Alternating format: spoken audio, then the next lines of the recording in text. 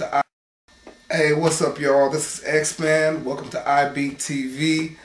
Y'all all are in the house right now. We're talking real quick right now about the psychology of beat making.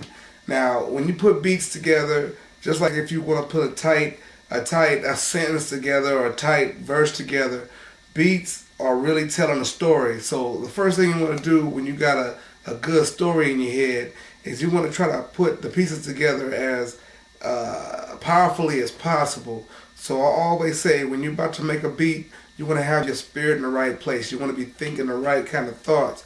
Usually you want to be in the mindset that your story is going to be in. So if you feel like you're in the middle of a rowdy situation, or you want a beat that's really going to make people go there, kind of like maybe a MOP, or one of the beats that really put people over the top. You want to really think in that hard, grimy, gritty stage, and you want to get that in your heart. You want to really feel that inside. You want to get into the emotion of the beat. And then once you're in that emotion, you want to pick those instruments. You may pick a kick drum that's a little more muddy. You may pick a snare drum that's a little more crashy and gritty rather than snappy and poppy and tight. You want to pick things that may be a little bit more disturbed. So whenever you're dealing with that emotion, you want to pick instruments that remind you of that emotion, because that emotion that those instruments represent comes out in your track. Again, if you're going to think about something nice and light, well then now we're talking about lighter snares. Maybe you'll go with a standard 808 snare or something a little bit lighter. But you have to think about the philosophy and the psychology of beat making.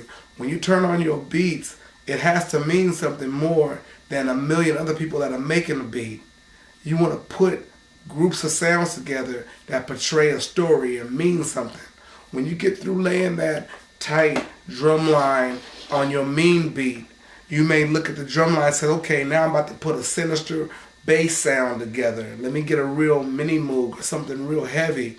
And then when you got the instruments chosen to go on top of the mean drums you got, maybe you want to pick a more dissonant scale, using a lot of notes that make you think a little bit more sneaky or creepy. Maybe you want to take them from that place. If you're thinking about something more happy, well, you'll deal with the major scale a lot more if you understand your notes.